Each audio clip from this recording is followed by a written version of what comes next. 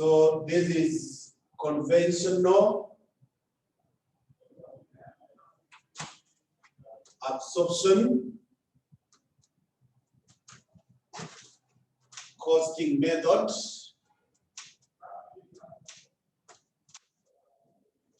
In this one, the OAR, the overhead absorption rate, will be budget overhead costs, will be budget overhead costs, you divide by budget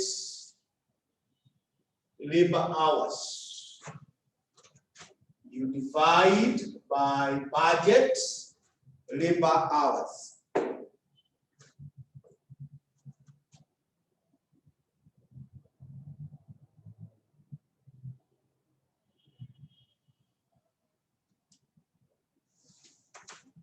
So this one will translate to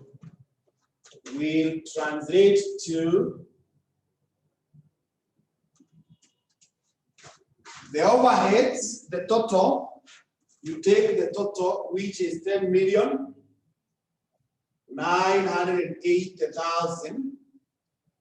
For the labor hours, you got where information 4 is, where we are given the labor hours.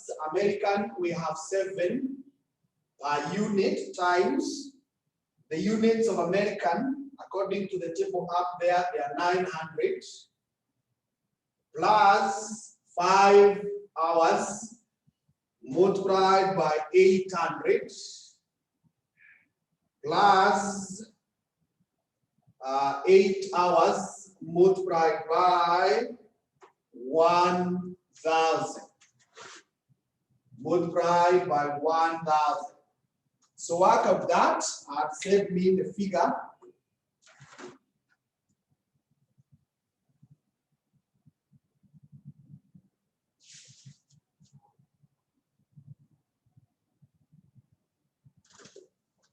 Work of that and send me the figure.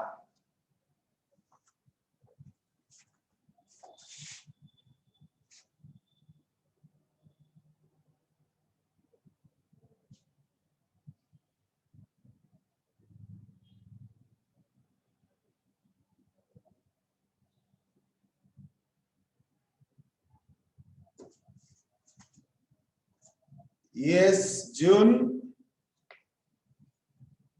I think I have to set a minimum of the answers I will work with. At least 2 people to respond before I proceed. Good, yeah. So June and Ivarine, that's good. So that is shillings 600 per labor hour. Is per labor hour.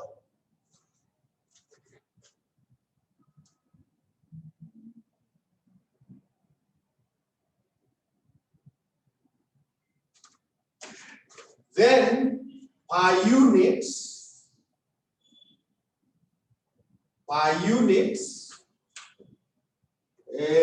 we start with American.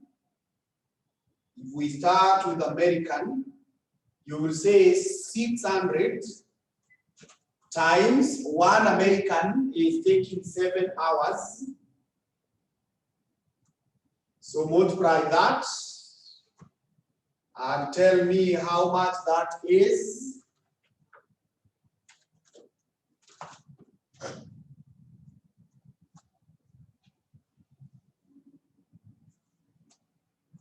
Lois, I need to hear from you. McKenna, I also need to hear from you. Yes, June and Ivarine, 4,200. 4,200. Haya, huyu mwingine anaitwa butterfly. Butterfly. So butterfly 6 times 5. This one I can comfortably give you as 3,000. And then huyu mwingine anaitwa comfy. Confe is 600 times 8. That must be shillings 4,800. Shillings 4,800.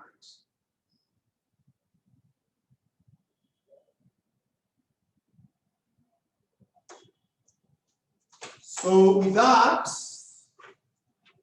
you are told to prepare the income statement. Hope my space will be enough.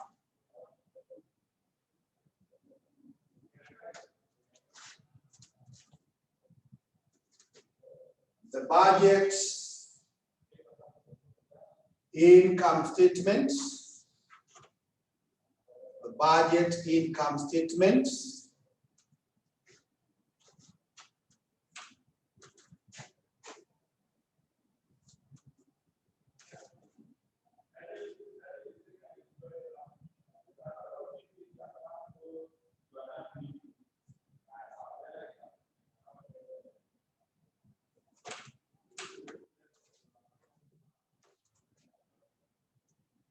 budget income statement. So we will have details here. And these details, we will have revenue less prime costs,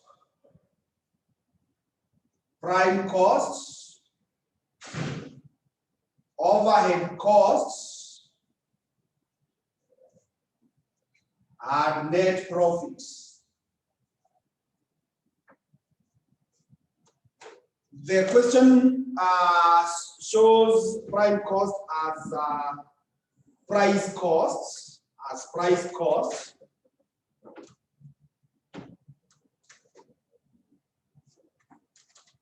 Trying to squeeze my space.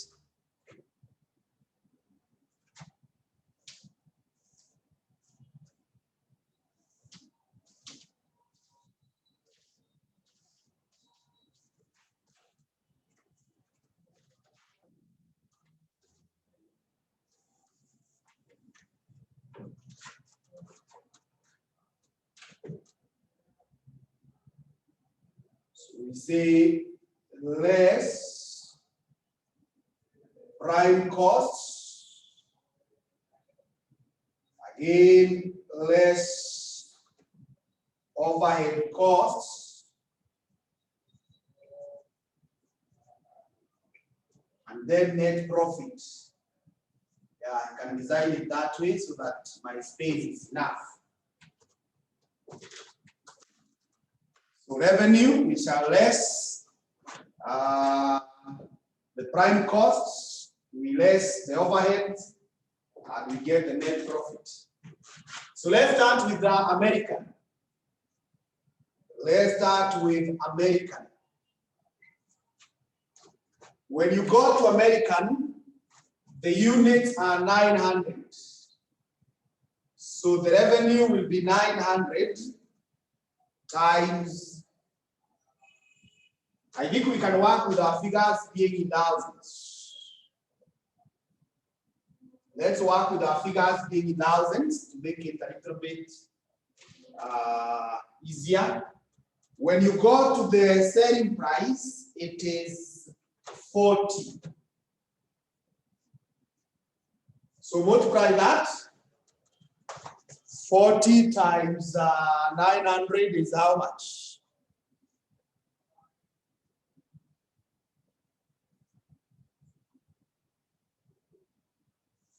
That is 6,000. Good. That is 6,000.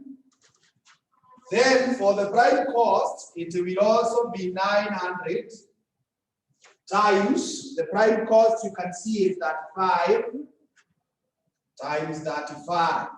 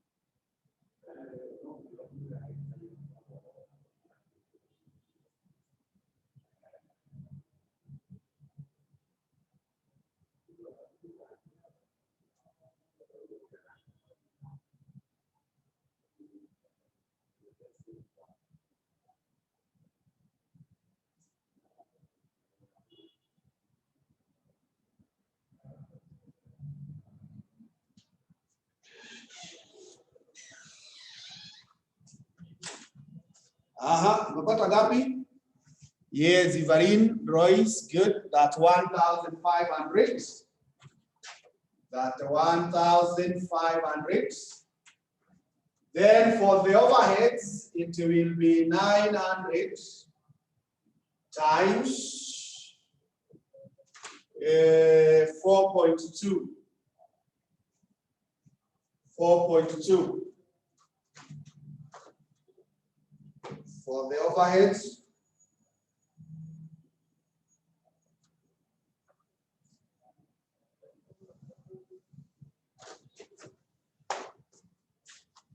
Okay, that's 780. That's 780. So give me the net profit now. Give me the net profits from there.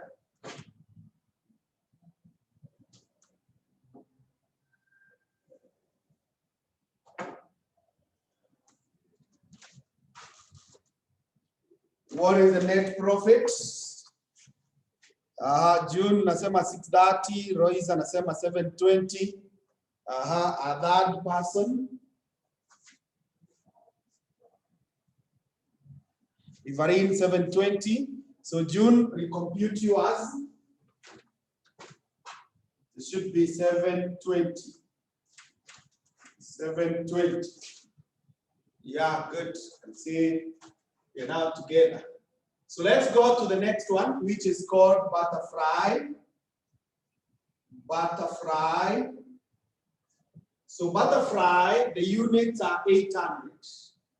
So it is 800 times the selling price. The selling price is 20. So 800 times 20 is how much?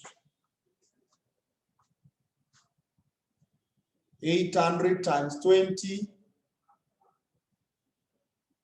is 16,000.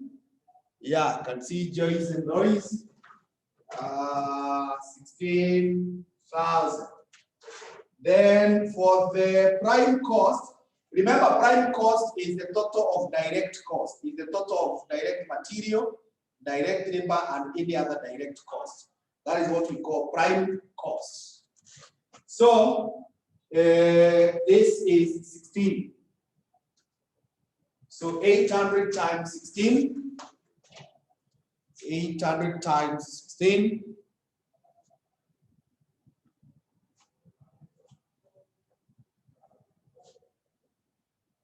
Yes, karaoke, can see 12,800. Yeah, Ivarin, 12,800. 12,800. So the overheads will then be 800 times 3. This must be 2,400. So give me the net profit. Give me the net profit.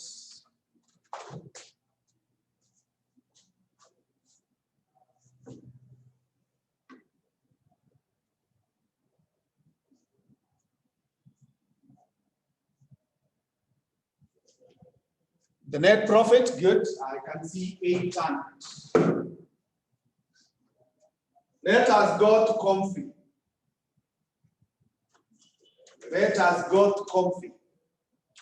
When we go to comfy, the units are 1,000 times the selling price is 30. So that is 30,000. I have then 1,000 times the prime cost is 24.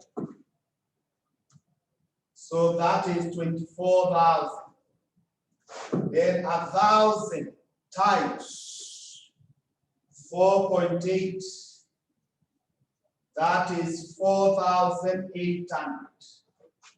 So give me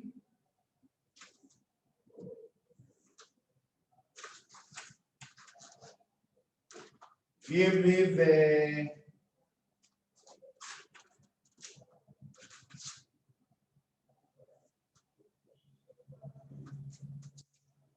net profits.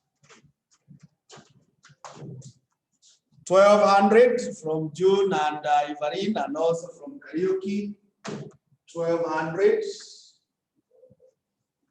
Now, the name of this company, or let's just call it company. For the company,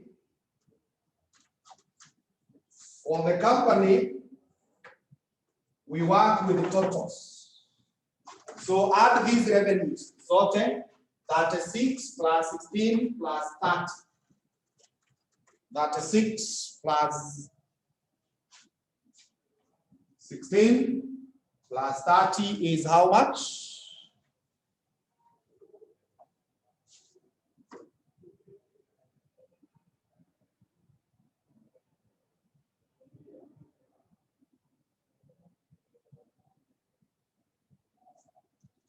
Yeah, 82,000. I can see from Ivarine, Royce, and June. 82,000. 82,000. I do the same for the prime cost. That 1,500 plus 12,800 plus 24,000. 68,300 from June. 68,300. Only June has given. I need one or two more. McKenna, I need also to hear from you and Helen. Yeah, Ivarine, good. So now give me the overheads. This plus this plus this. Check whether they go back to 10,980. Add them. Add those overheads. 10,980. So you see they go back to this one. 10,980. Add the profits now.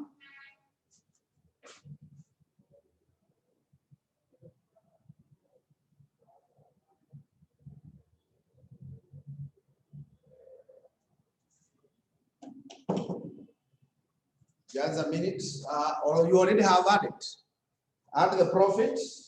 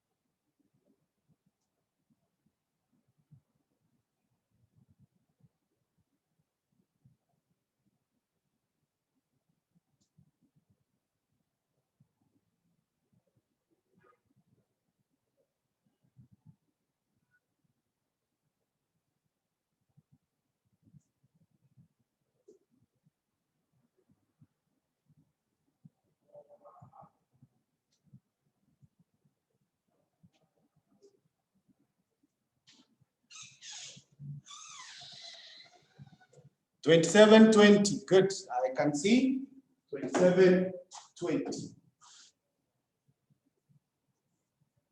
Now the examiner had not asked us to get the total here, but I put it so that when finally we'll be done with the activity-based costing, you'll be able to see that the two methods report the same total profit. But what happens is that the products will now report different profits. Utapata hii American haitakuwa na 720, hii haitakuwa na 800, hii haitakuwa na 1200. They will interchange, they will have different values, but finally all of them will add back here. All of them will add back there. So let's proceed to the next one.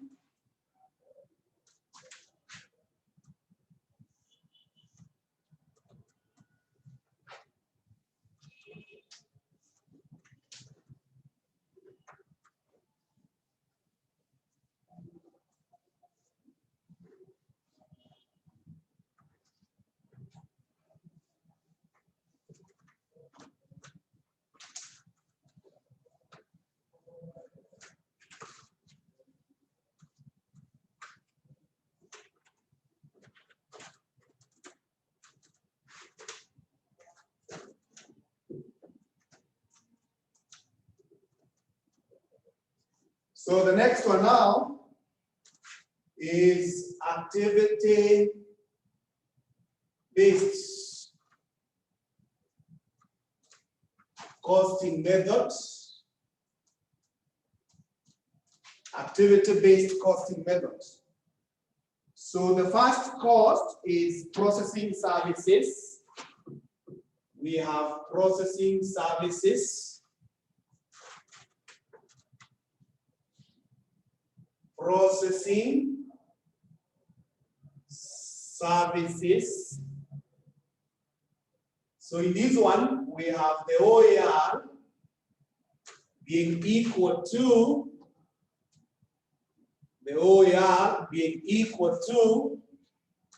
budget processing costs.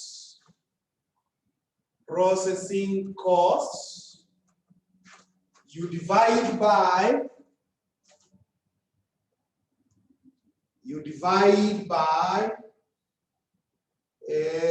this one.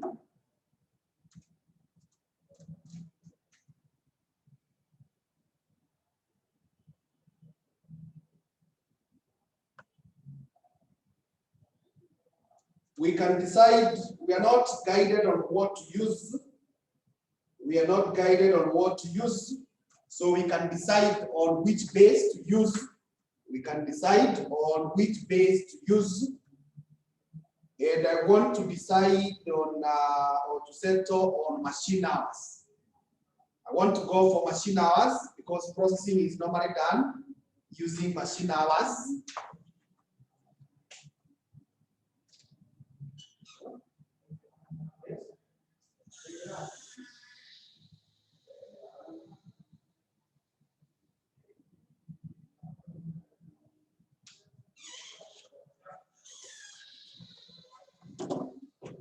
So budget machine hours.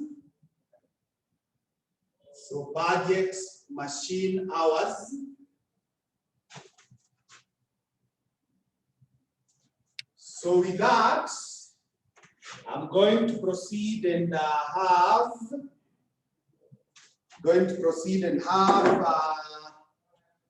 the processing cost as 3,480,000. The machine hours will just argue the same way we argued with the other one.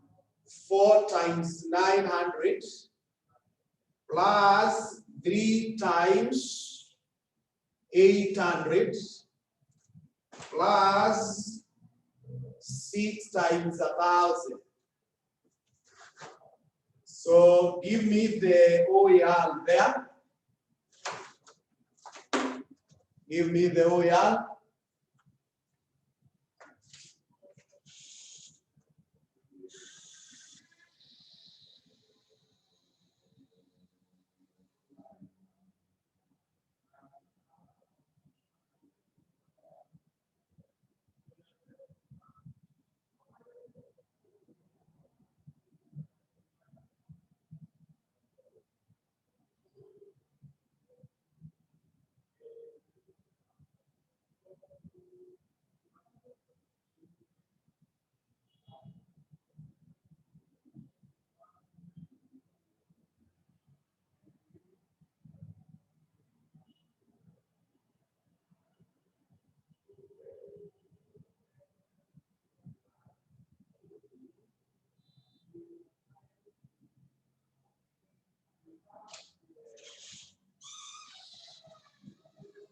290. So it's shillings 290 per machine hour. Shillings 290 per machine hour. Per machine hour. So per unit,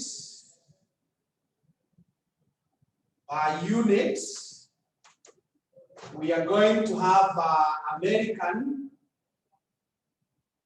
American will have 290 times 4.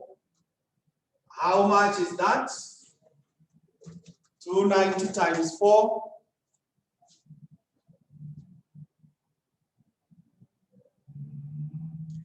Yes, Ivarin. 1160. June, good. 1160. And then we go to the next one when you're to a butterfly. Butterfly.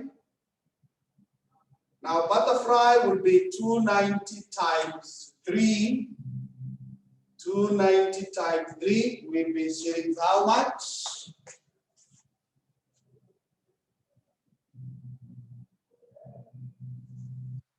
Yes, Ivarin. Roy's 870. We have 870. Then Comfy, it will be 290 times 6. That will be 17 watts. 1740 from Ivarin. Yeah, 1740. Right, so let's go to the next assembly services. Let's go to assembly services. Assembly services.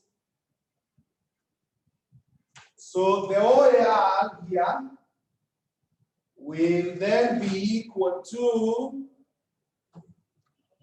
budget assembly costs. Budget assembly costs. Now this one we can go by assembly hours. That is labor hours. Budget labor hours. Budget labor hours. So this then translates to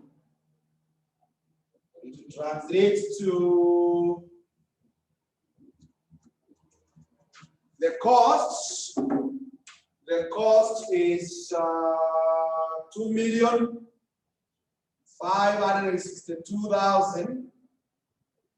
So this will be 7 times 900 plus 5 times 800 plus 8 times 1,000. 8 times 1,000.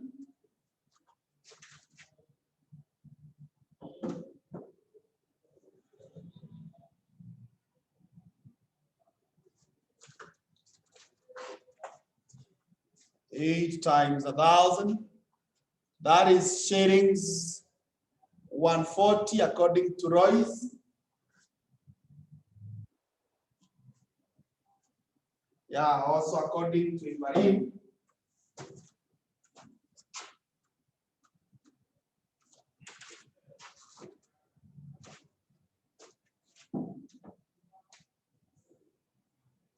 So that is shillings 140 per labor hour.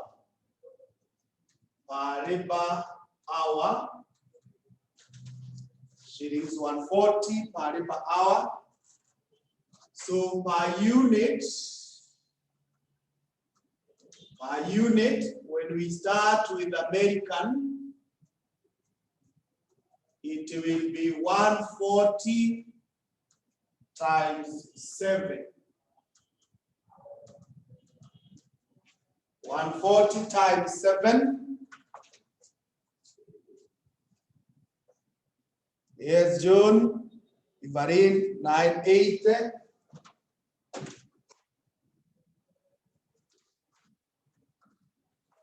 The same from Royce. Then butterfly will be 140 times 5.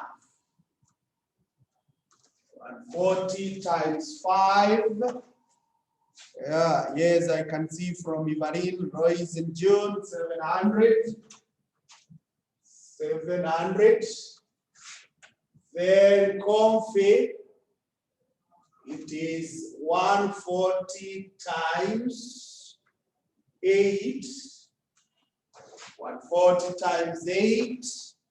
Yes, Ivarin, Royce and June, Helen, 1120. Shillings, 1120. So that is per unit. Let's proceed to the next. The next one is quality control. So quality control.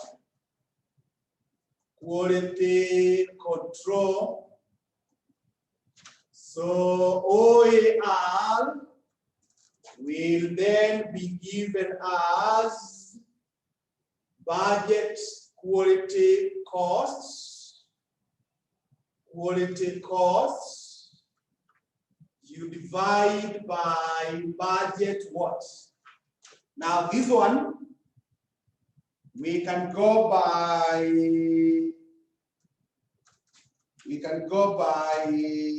the production runs.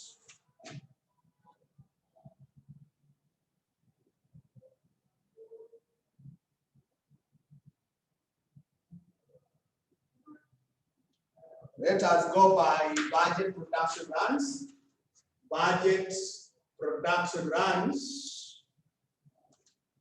Production runs. So this one then becomes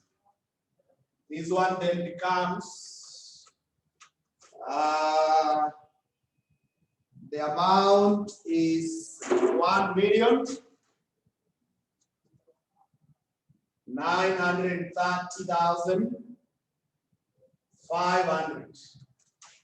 So the production runs, you get them like this. You can see in information number 3, we are told production of each type of sofa set takes place in batches of 50 units. So in the first one for the American, you will say it is 900, you divide by 50. That tells you how many runs that one will require. The next one, the same one, 800, you also divide by 50. You'll be able to know how many runs those are. And then, these are the one, 1,000, you divide by 50.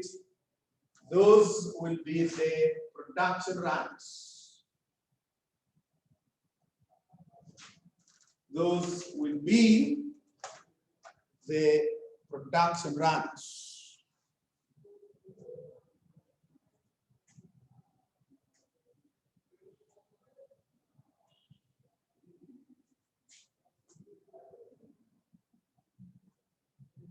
Okay, June, Ivarin, that 5,750, also karaoke, that 5,750. And this is per run, per production run. So, per unit, if you want to convert it to per unit, when you come to American, you will take these 35,750, multiply by the number of runs, which are 900 divided by 50. Then all this you divide by 900 units. All that you divide by 900 units. so that you're able to know per unit is how much.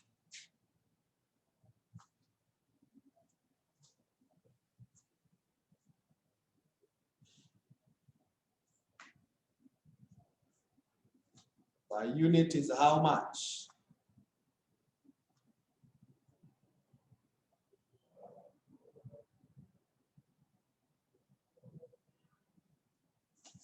Yeah, I can see Ivarin, June, Wajogo, Royce 715, Shillings 715. Then butterfly, we do the same. Butterfly, we do the same. That it is 35,750 multiplied by 800, which is divided by 50. And then you divide by 800 units. You divide by 800 units.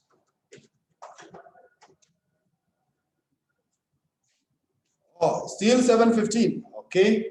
Yeah, I can see those figures coming in. 715. And then comfy. It is 35,750 multiplied by 1,000. You divide by 50. You divide all this by 1,000.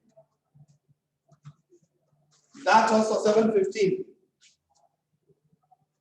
Okay, now you can get 715. 715. Okay. Then we proceed to the next. We proceed to the next, which is called selling and administration. Selling and administration. So the OAR will be budget selling costs, budget selling costs, budget selling costs, divide by budget. Now for the selling costs, I want us to drive them by customer orders. Budget, customer orders. Budget, customer orders. So this one is an amount of 3,07,500. You divide by the customer orders, which are 30, 40, 50. 30 plus 40 plus 50.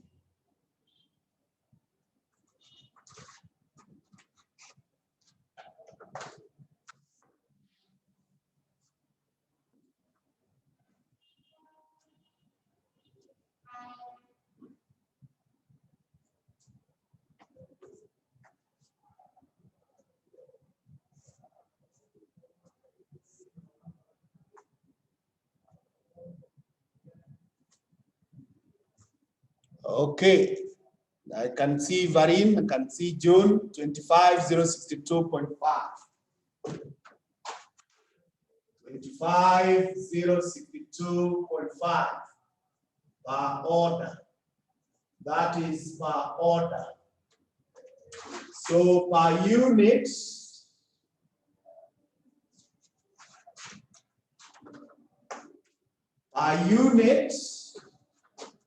American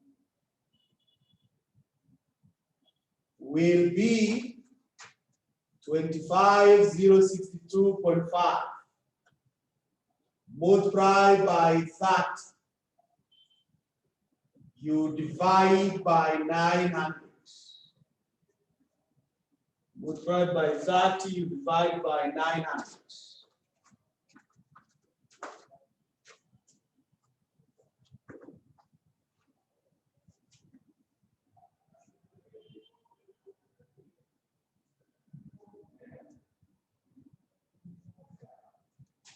$835.42. Let's go for 0.42. 835.42. Mills shillings 835.42. Then for the butterfly, it is the same. 25,062.5 times 40. You divide by 800. You divide by 800.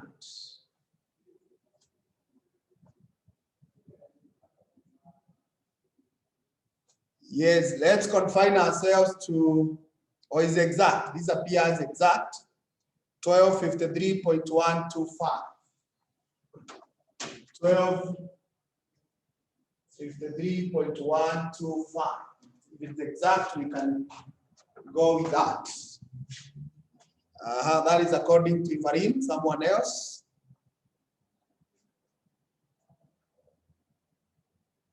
Good. June is the same. So we got Comfy. Comfy, it is 25,062.5 times 50. You divide by 1,000. Divide by 1,000.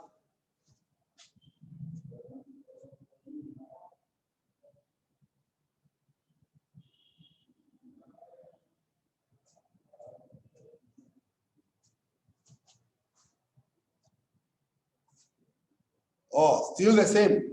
1253.125.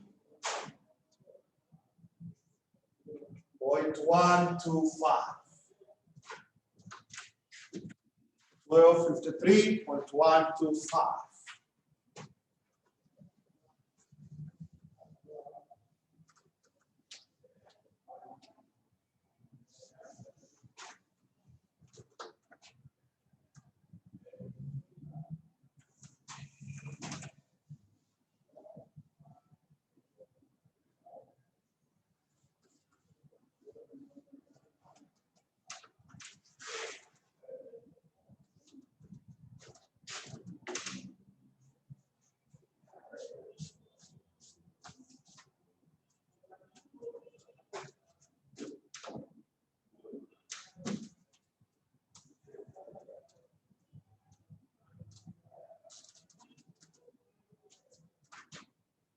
So budget, income statement,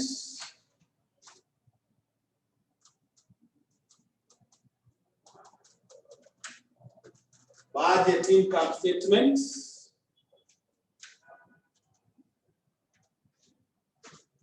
budget income statement. I will have details. I want to avoid repeating the, so hii wacha nipanga namna hii. Selling price, you less prime costs,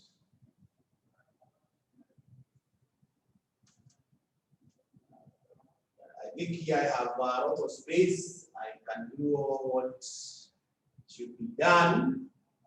You get contribution margin. Contribution margin.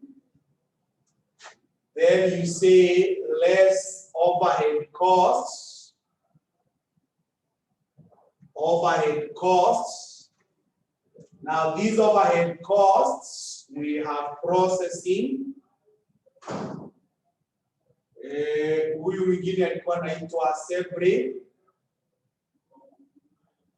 Assembly.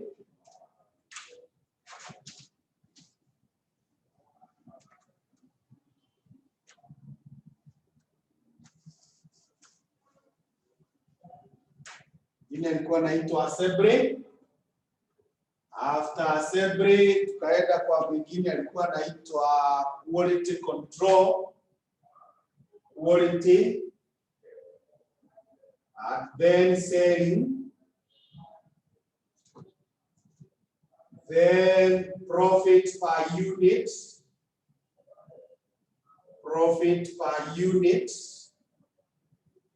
Total units. And then total profits. Total profits.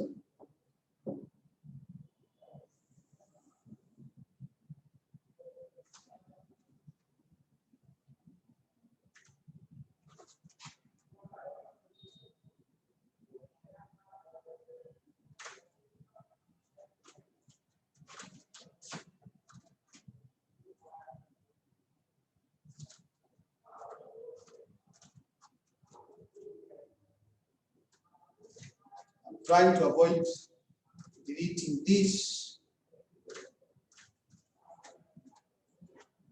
But because you have the figures, you give me the mean of struggle much.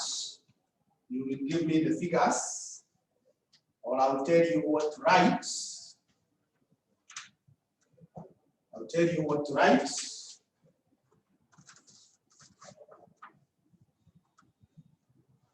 So that I don't travel so much and you have the figures.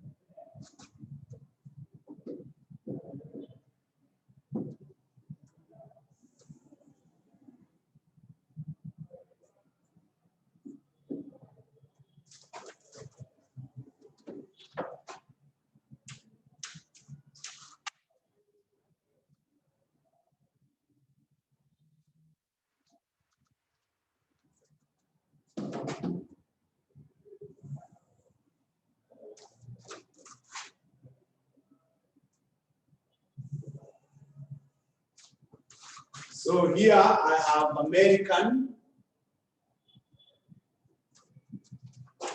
I have butterfly. I have comfy.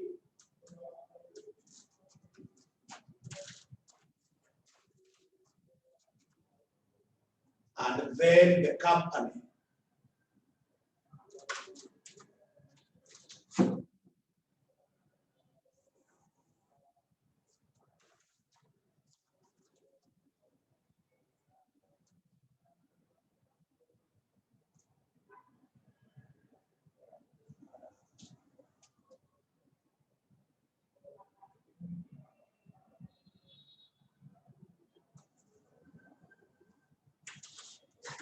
Three.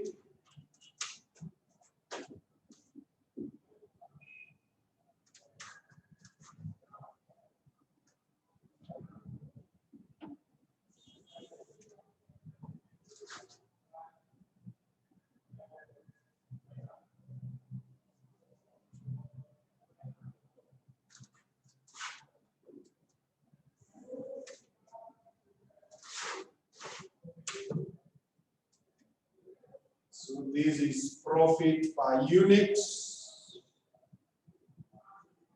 These are total units. And this is assembly.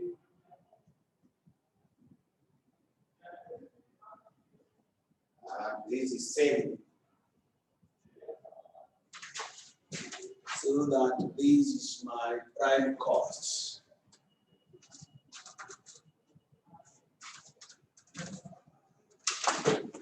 Finish drawing. Once you finish, you say finish.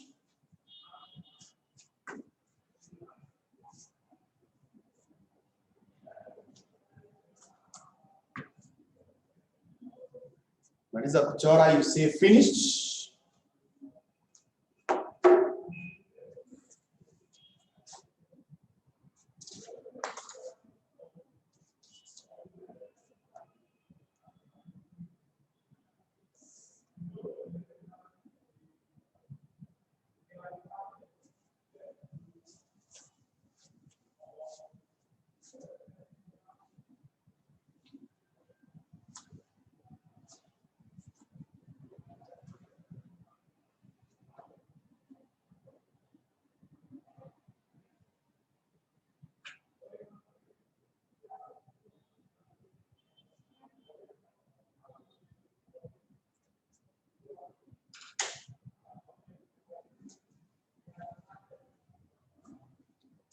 Once you finish drawing, you say finish.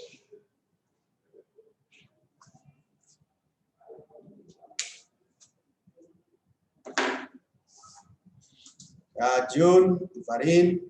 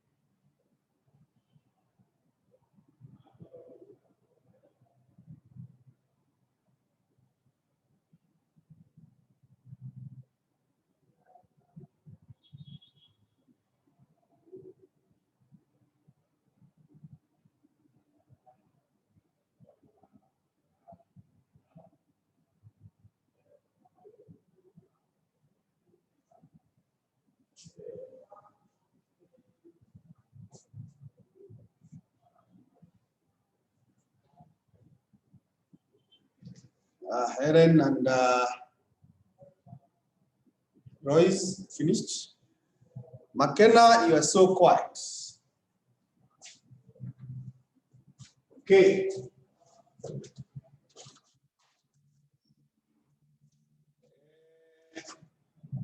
Let's start from here.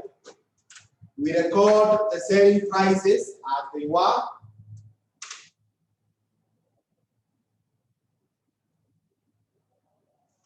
To avoid very many decimals because of those figures, let's work with the full figures to avoid very many decimals. So the selling price here is 40,000 with a prime cost of 35,000. So that gives us a contribution of 5,000. Contribution margin. This other one has 20,000 with a prime cost of 16,000. So we get a contribution of 4,000. Next is 30,000 with a prime of 24,000. So that gives us 6,000. Now, when you are doing per unit, you don't add to get for the company, but unless you multiply with the units. So upper, we will only come to add down here. You only come to add down here. So you don't add when you are doing per unit. But come to the equal to multiply in the units, then we have added like we did with the other. For the overhead, what we had, the figure for processing per unit. Yes, McKenna, good. Processing, what had we gotten? I think the OER was it 290? So 290 times tulikuwa tumetumia, so 1160. Good. The OER was 290. Yes, good. So if you when we multiply tukapata per unit we got 1160. Then the OER hapa ikakuwa 290 times 3 tukapata 870. Then hii ingine it was 290 tukamultiply na 6 tulipata 1740. Tulipata 1740. Good. Haya, for the what nimeacha moja? In my nilidhabu nikaacha moja na mwingine they were supposed to be 4. I hope you recorded all of them. After that tukakuwa na assembly kifuatwa na quality, selling ikakuwa ya mwisho.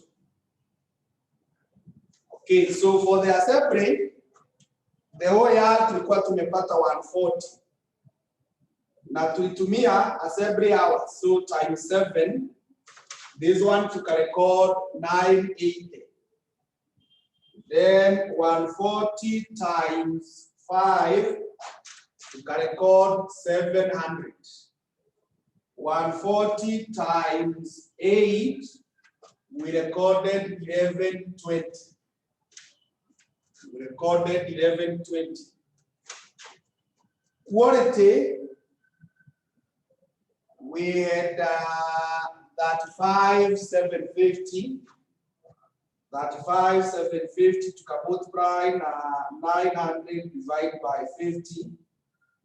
And the answer to divide the 900, we got 715. Or is it just equal to fanani? That's all? 715, eh? Yeah, good. June, 715 sorted. Apa 715 and 715. Then zeros are selling to kapata 835.42.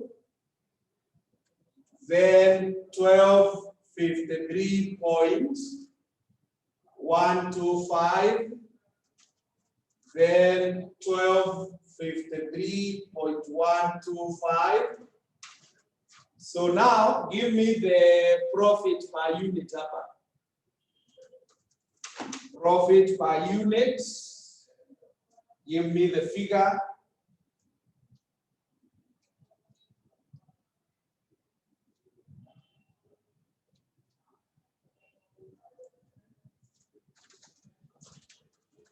Profit per unit.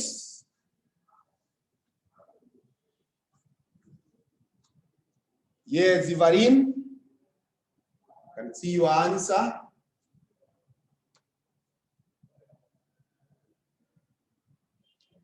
Royce, good, and they're in agreement, so I can record 1309.58. Before you move out of that, bring the units of American, they're 900, so multiply by 900 and check whether you record 1,178,622. Is that so?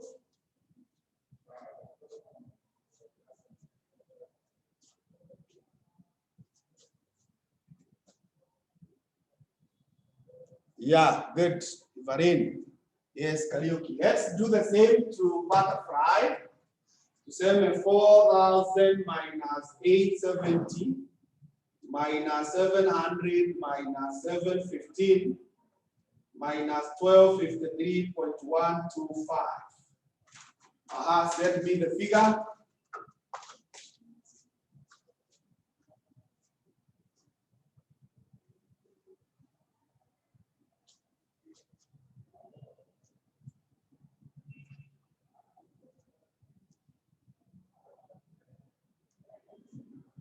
Yes, Ivarin.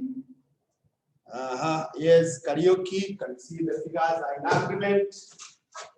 461.875 multiplied by the number of units, 800, and you record 369,500.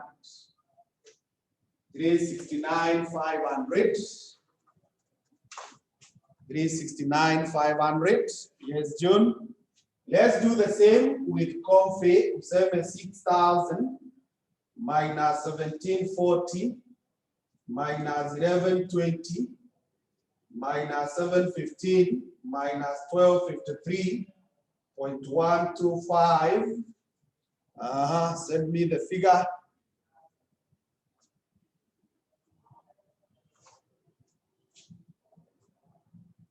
I'm getting 1171.875. So when I multiply by 1,000, then it will be 1171,875. Yes, I can see June, Helen, and Royce and Ivarin, we have agreed. Now, I said you only now add these ones. You only add the total profit. So let's add the total profits.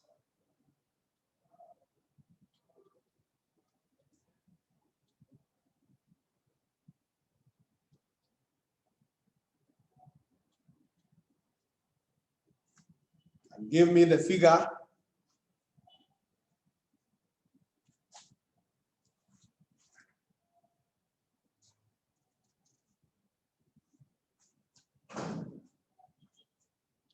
Yeah, I can see 2,719,997. Yeah, I can see June, can see Royce.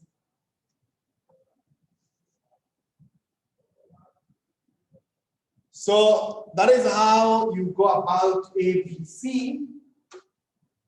That is how you go about ABC. Now, tell me whether this profit is the one that we had gotten with the conventional method. Are they the same?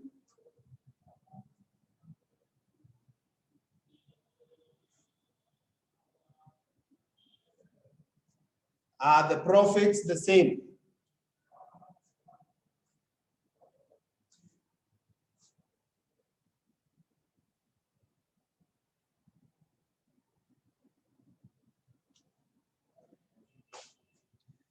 Yes, Ivarin, I want the answer in terms of yes or no.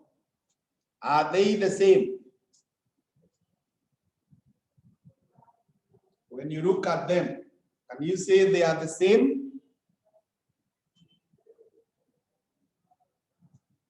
McKenna says almost. The others, June says no.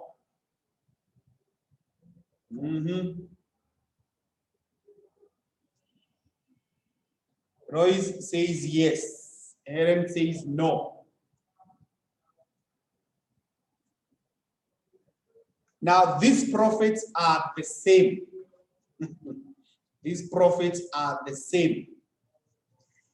Those who are saying no, it is simply because of 3 shillings, the difference of 3 shillings here.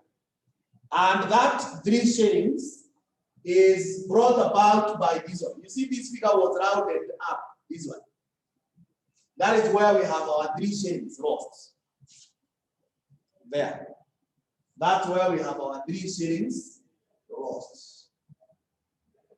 And if you want to jog your mind kidogo, although this is not very important for the exam, if you take this times 30, ukisema 25,062.5 times 30, it is giving you 751,875.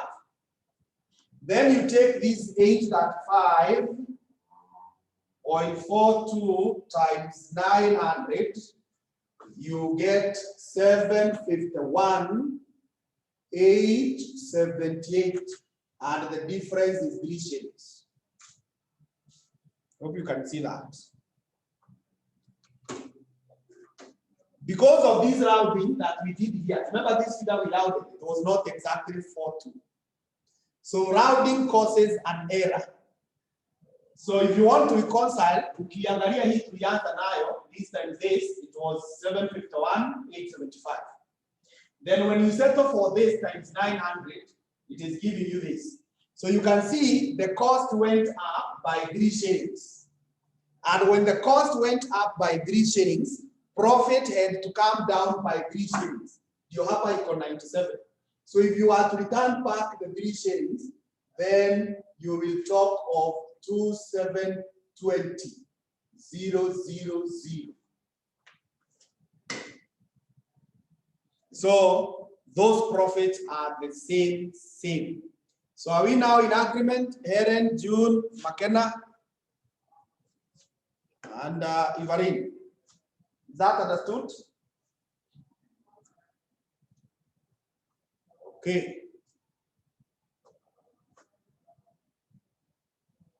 Yes, Helen, yes, Ivarin.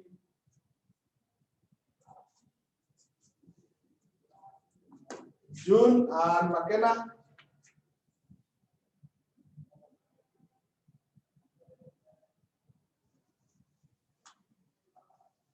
Now, the question is, yes, June, the question is, if you look at the conventional method, it was very simple and time effective.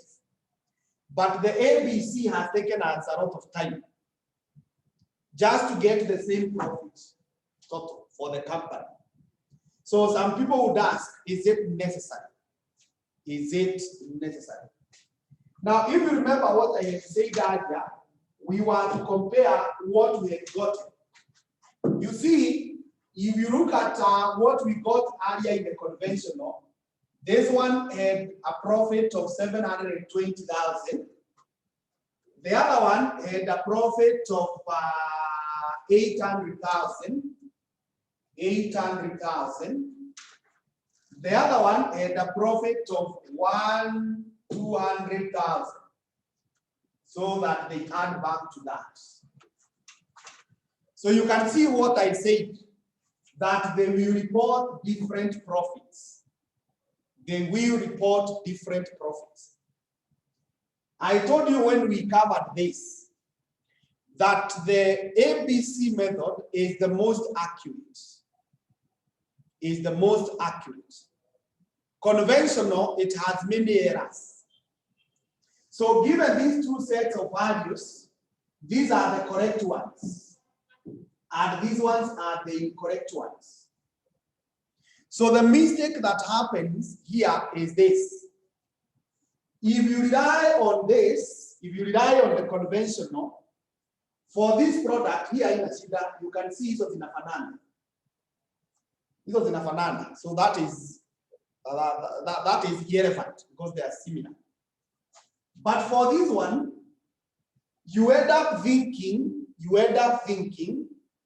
that butterfly is giving you 800, and you put a lot of attention to it, while actually it is giving you 369. I know at our age, we have dealt with many people for different types of relationships. And there are people you have thought that they are very important to you and you have given them a lot of attention. Even you have done so much for them, only to realize they are not valuable to you.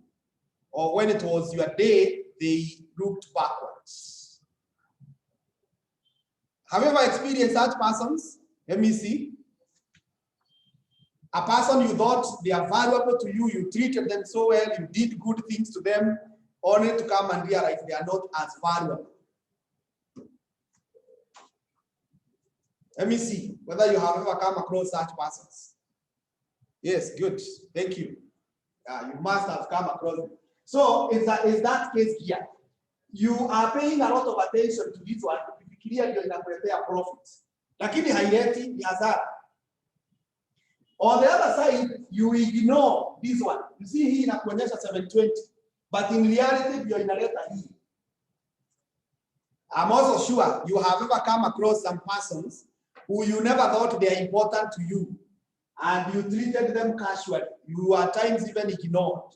Later on to realize that those people are very good and very beneficial to you. I hope when you realize it was not too late. Was it very late? Yeah.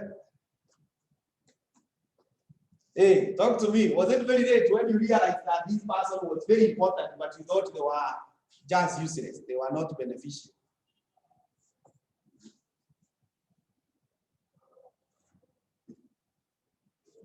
Oh, June, you are treated evil, okay? Okay. Yeah, these are realities of life. These are realities of life. And for this one, is a big loss. Let me start from here. It's a big loss, and you feel so bitter. You feel betrayed. You had given yourself free. You had committed yourself, only to realize there is no much benefit. But for this one, there is a probability of success. Because if this person has not realized that you are not giving them the required attention and they are still around, and you realize that they are beneficial before they go, then you have the opportunity to make up and benefit from this. But ukichelewa sana, and they also realize the same case here, utakuwa umepoteza. So that is what happens with products. That as a company, you pay a lot of attention to. You pay a lot of attention to a product that is not generating profits, and you ignore the one that is generating profits.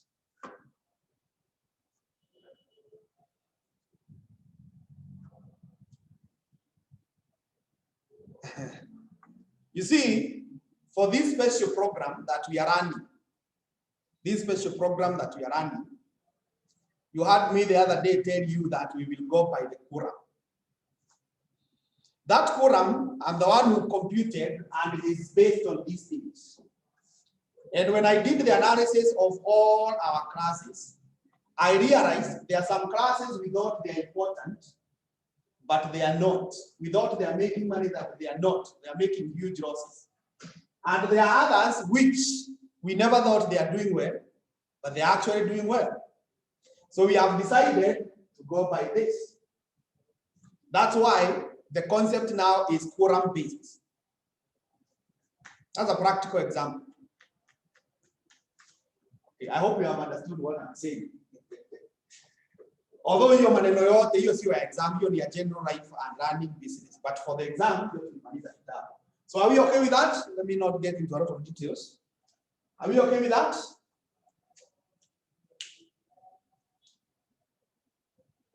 Yes, Ivarin.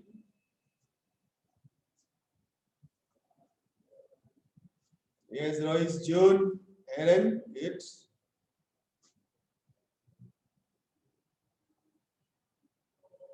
Okay, so let's proceed to the next question. Question 5A.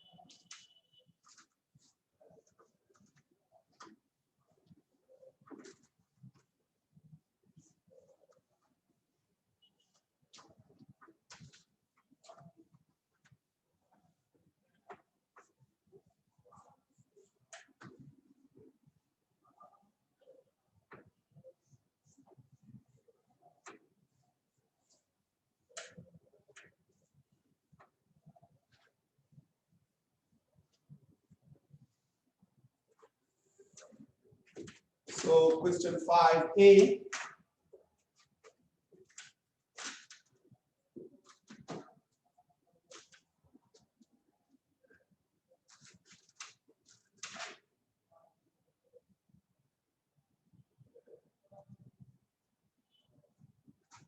So question 5A says, ACE Limited has two divisions, namely B and C, each under a divisional manager. The two divisions plan to acquire some investments in the month of August. So we are given the cost of capital, the current return on investment, the division's planned investments, and then for each of the two divisions you compute return on investment and residual income. So the question is on performance measurements. Performance measurements.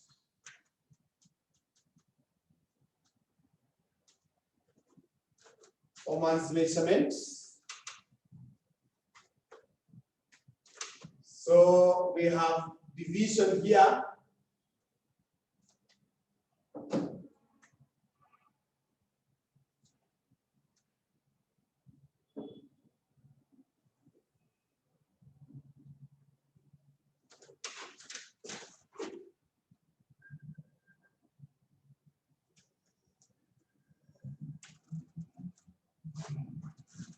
So the first requirement is return on investment.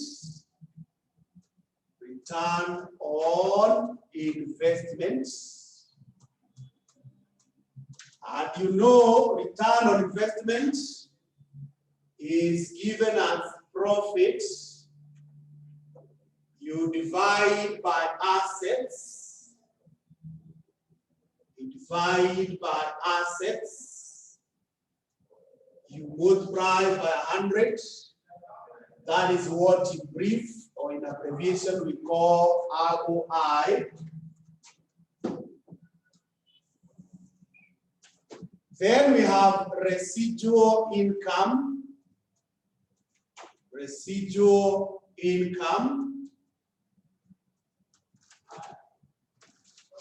Residual income. So residual income, you know it is profit. You minus cost of capital. Cost of capital, that gives us what we call RI. That's what we call RI.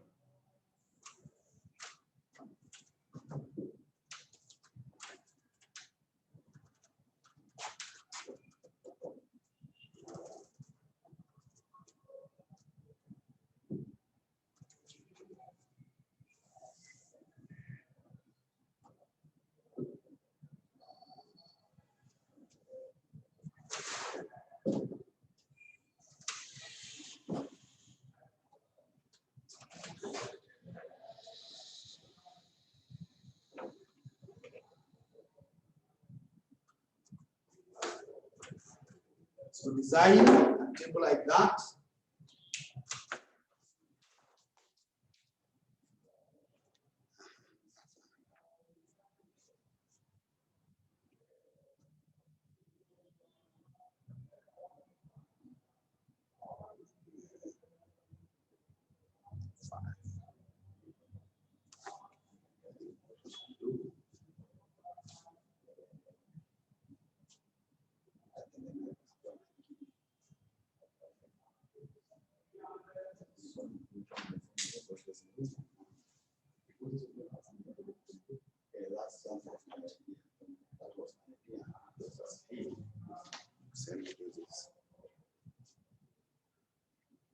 Money.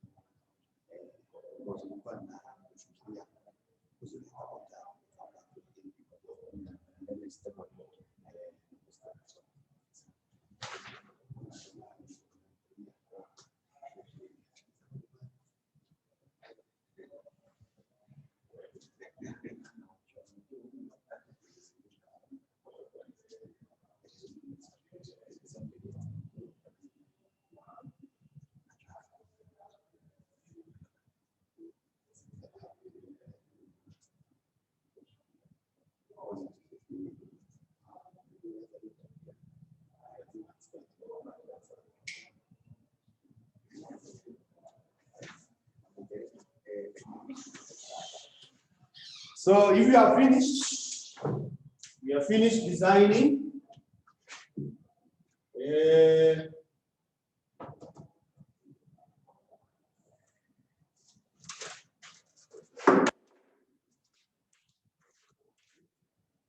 For B, net profit will be 30%, so 0.3 of the revenue, 450,000, and the capital is 800,000. So multiply by 100. So give me that. Profit is the 30% of the revenue. So what percent is that?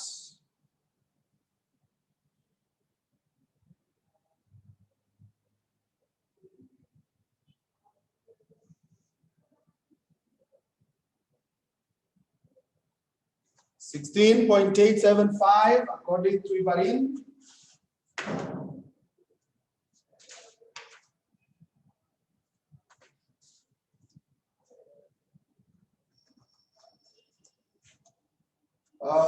Someone else to give me the figure.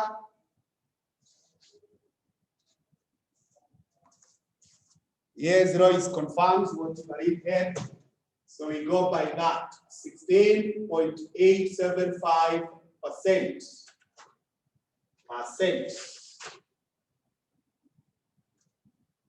So for C, it will be 35% of the revenue, which is 210. You divide by 400,000 times 100 times 100.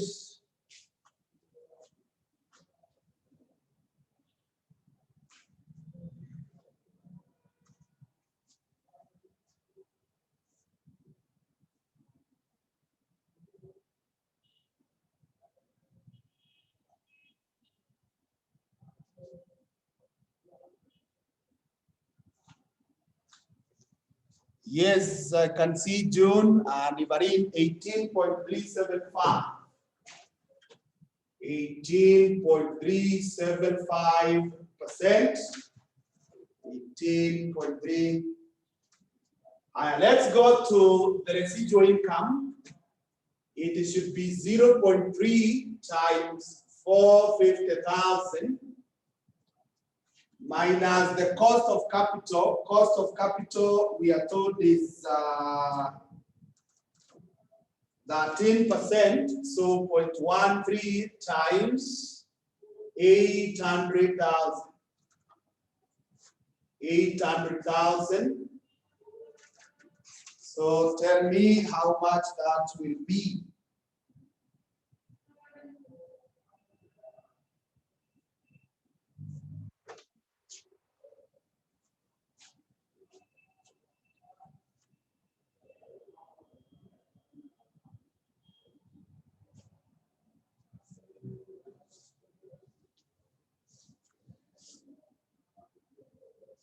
Yes, I can see June and Roy saying that 1,000.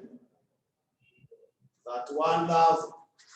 Then this one will be 0.35 times 210 minus 13% of 400,000. 400,000.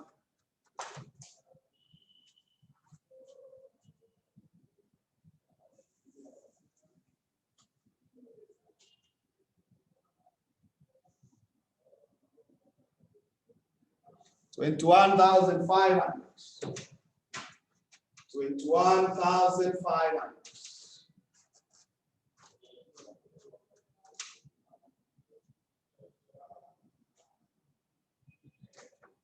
Yeah, so hiyo tumemaliza namna hiyo. Let's quickly look at part B. TechServe Limited has several independent divisions. The company's tube division manufactures the picture tube used in television sets. The tube division's income statement for the year ended that 1st of March 2018, in which 8,000 tubes were sold, is given below. We have sales, cost of goods sold, gross margin, selling and admin expenses, divisional net income. The above cost of shillings 10.50 to produce a single tube consists of the following costs. We have direct materials, direct labor, manufacturing overheads, total cost per tube. The tube division has fixed selling and admin expenses of that 500 or 3.5. Now, Tech Survey has just established a new division called TV division that will produce a television set that requires high resolution picture tubes. The tube division has been asked to manufacture 2,500 of these tubes each year and sell them to the TV division. As part of determining the price that should be charged to the TV division, the tube division has estimated the following cost for each of the new high resolution tubes. We have direct materials, direct labor, variable overheads, and total costs. To manufacture the new tubes, the tube division would have to reduce production of its regular tubes by 3,000 units per year. There will be no variable selling and admin expenses on the intercompany business, and the total fixed overhead cost would not change. Assume direct labor is a variable cost. Now, you are told to advise on the lowest acceptable transfer price from the perspective of the tube division for each of the new high resolution tubes. So that question 5B, question 5B,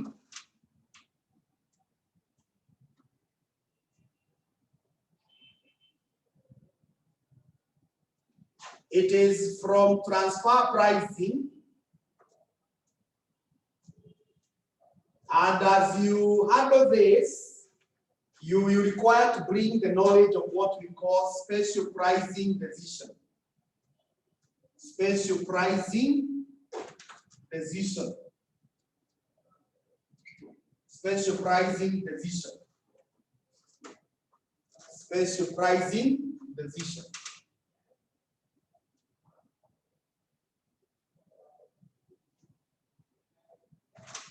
So in this case, you know so well, when we talk about transfer pricing, we normally have the company.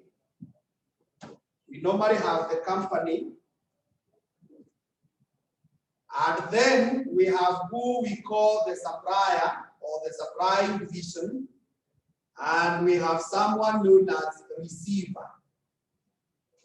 So the goods are being transferred there. So in our case here, the company is the one going by the name Tech Survey. Tech Survey is the company. The supplier is the tube division. This is the supplier. And the receiver, this guy is the new division, is the TV division.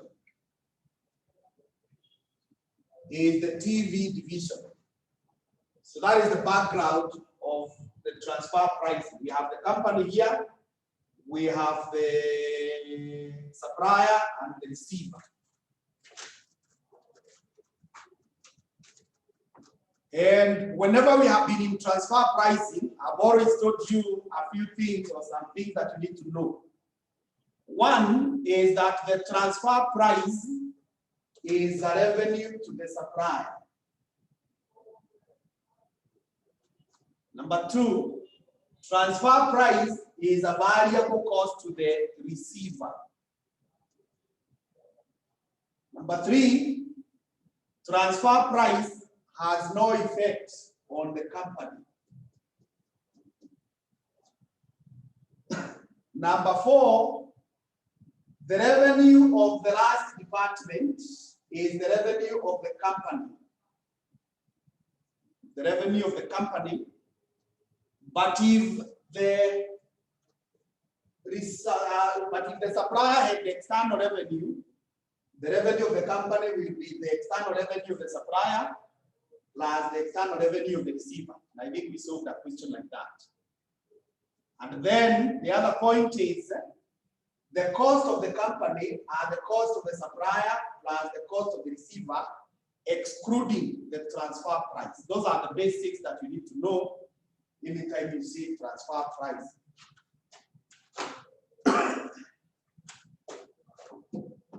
From there, as far as special pricing is concerned, it will help you to come and say that the lowest acceptable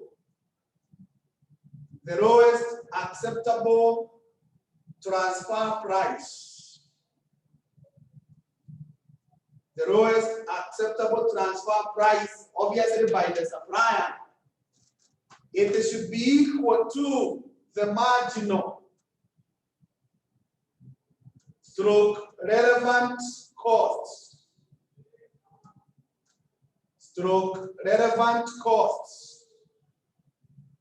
of the supplier.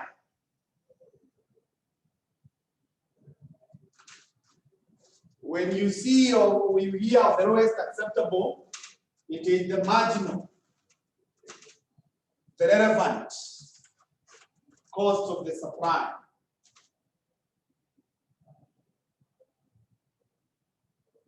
So the marginal, we need to get the variable costs. We need to get the variable costs of the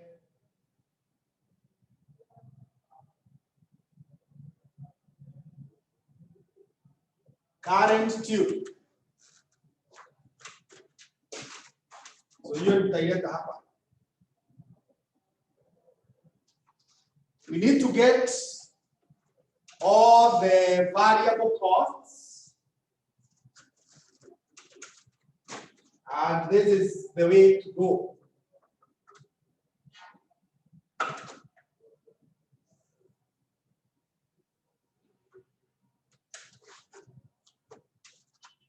So analysis table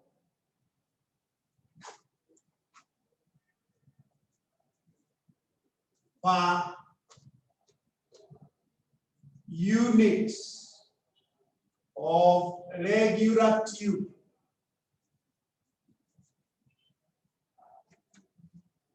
Per unit of regular tube. Regular tube ni hii tuko nayo current.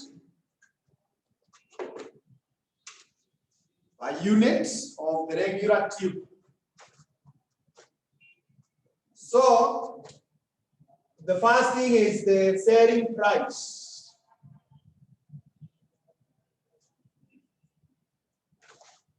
Selling price. So the selling price, as you can see, where you're given per unit is 1,700. 1,700. I'm leaving space here because there are some things that require some workings. The selling price is that. Then you say less variable costs.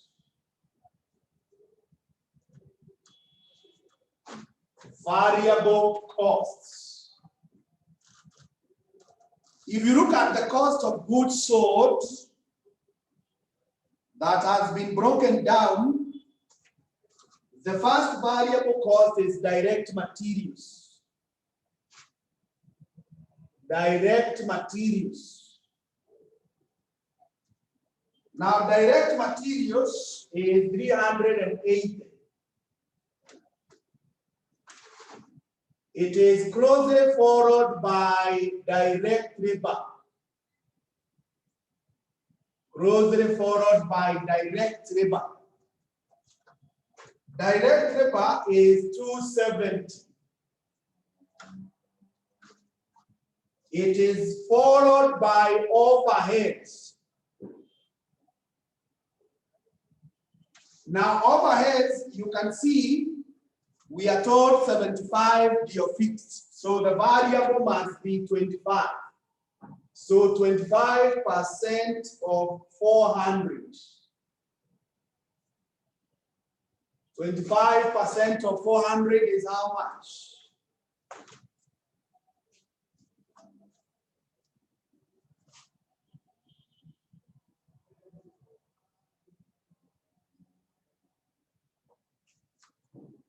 Yeah, I can see 100. It is 100. Then you can see there is after the cost of goods sold and the gross margin there below, we get selling costs. At those selling costs, we are told there is an amount that is fixed. So if you want to know the variable, you will argue like this. You will argue like this.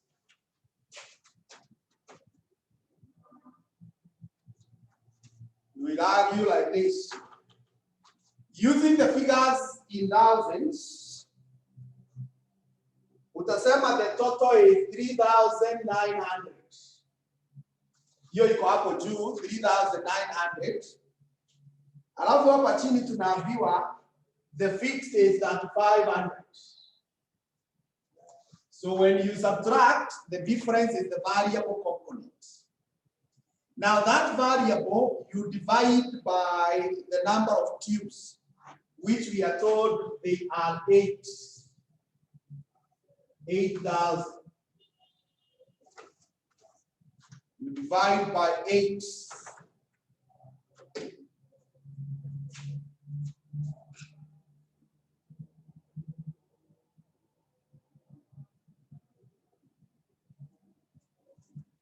Yeah, good. I can see June and Royce giving me 50. So if that is what you have, then you get contribution margin. A figure called contribution margin. Contribution margin. Get a figure called contribution margin.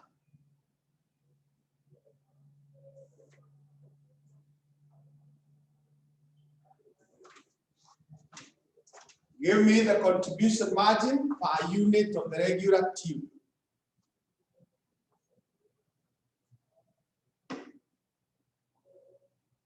A unit of the regular tube.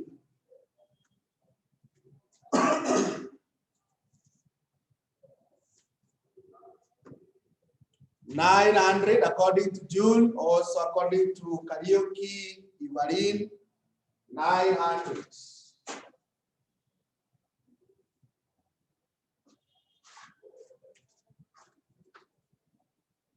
Okay.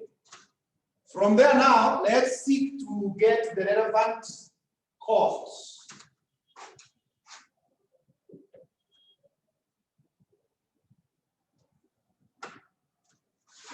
Relevant costs.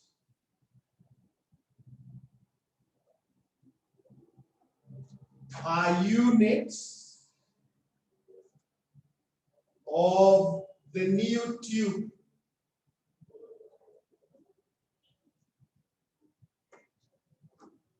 Per unit of the new tube. Because we already know that the lowest price tunaulizwa, it is the relevant cost. And we also know so well that the variables are relevant. So down there you can see they have begun with direct materials. Direct materials. So direct materials is 600. Direct materials is 600. Then I have direct labor. Direct labor. Direct labor is 490. Then I have overheads. Overheads, we are told 2/3 are fixed. So the variable must be a third. So a third of 540. The variable must be a third.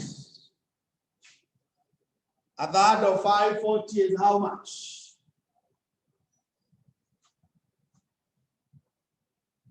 Yes, good. I can see 180. The next variable that we are supposed to bring is this one, this selling. But as per the words of the examiner, this new tube will not incur the variable selling. Somewhere up there we are told so, so we will not bring it. But what now we need to bring after that is lost contribution. Lost contribution. Because we are told that if you make the new one, you will lose 2,500 regular. And you remember the other day I told you, you don't look at your customers as human beings. You look at them as what? Let me see whether you remember. You don't look at your customers as human beings. You look at them as what? Yes, June, good. You look at them as money. Look at them as money. So when any customer is going away, then you know that is money going away. And that is very serious and very bad for your business because you have started the business to make money. And I said we look at it, we look at customers as money because we all love money, and therefore we should love our customers and treat them well. So what is going to happen is that for every regular tube we use, we will lose this money, this 900. So we are going to argue 900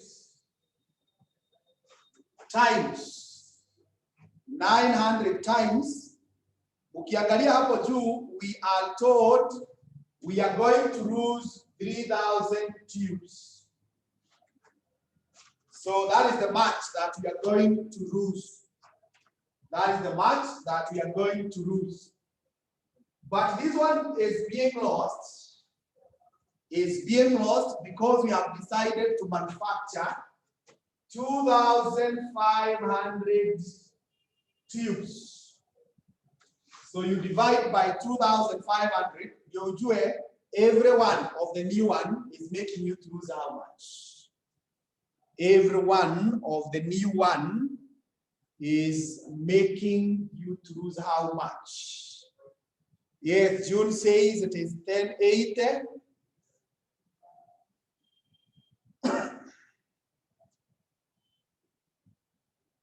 Yes, Ivarin also agrees with June 1080.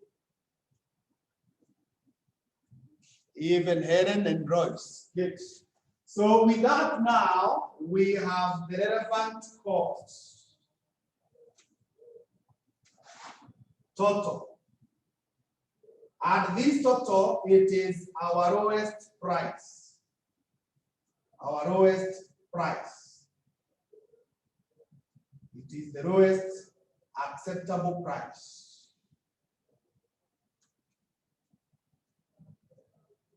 the lowest acceptable price. So give me that figure.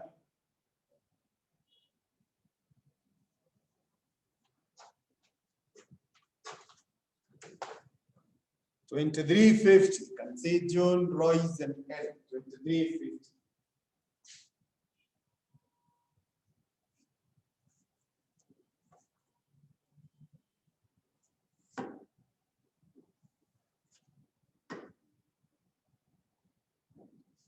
Okay. Finally, we are told, assume that TV division has identified an external supplier that could provide the high resolution tubes for only 2,000 each. And the tube division is willing to pay this price. Evaluate the effect of this decision on the profits of the company as a whole. So the effect on the company.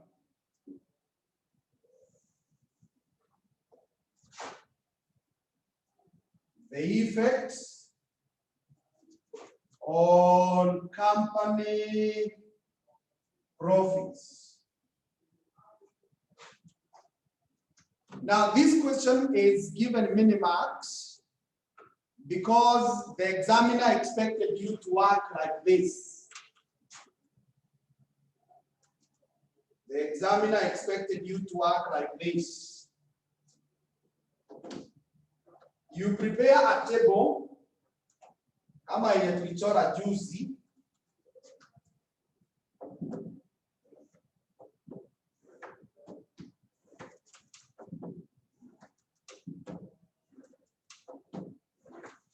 Na swali tulifanya kama hii ya transfer price, where you have the details. Hata ile tulifanya juzi ya Zambia na Kenya. You have the details here. Then you have two options. The current one where we are making, let me put it that way, where we are making. And then the second one is where we buy. So you get this one is the tube, this is the TV and the company. Tube, TV, and the company. You work out the figures, and then finally down here, you get the net profit. So in the profit utapata hapa, you compare with this one, and you tell us what has happened. That is what should have been done.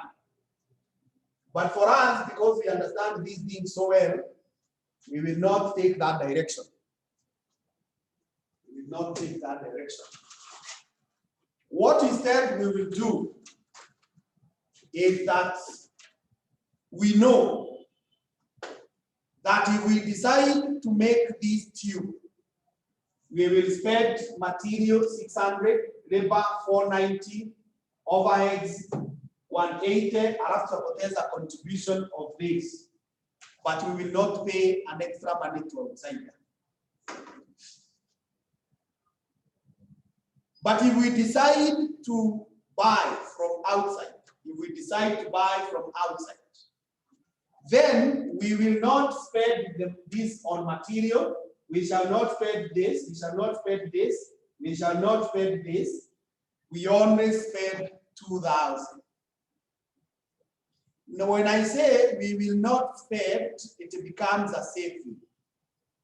In other words, we will make a saving of this much. We will make a saving of $23.50 per unit.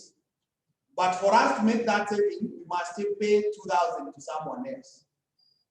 So because this one is higher than the 2,000, our profits will go up. So we will simply come here and tell them profits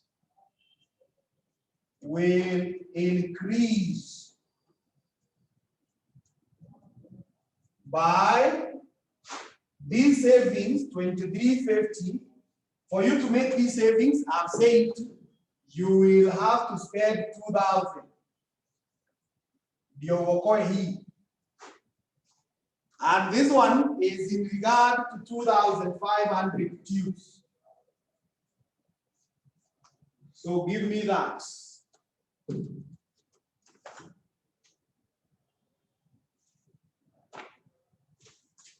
Tell me what that will be.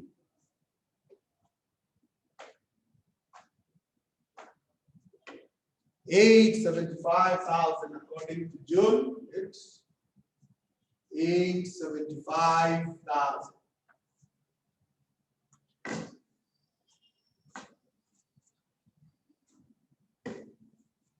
Yes, and that's all for that question. So any question?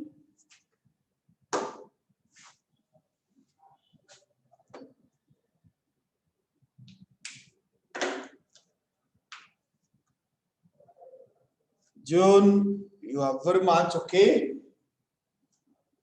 The others, are we okay?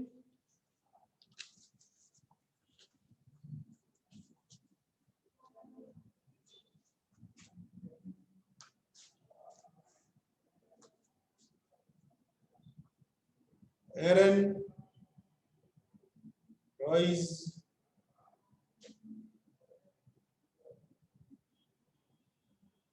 Varin is okay.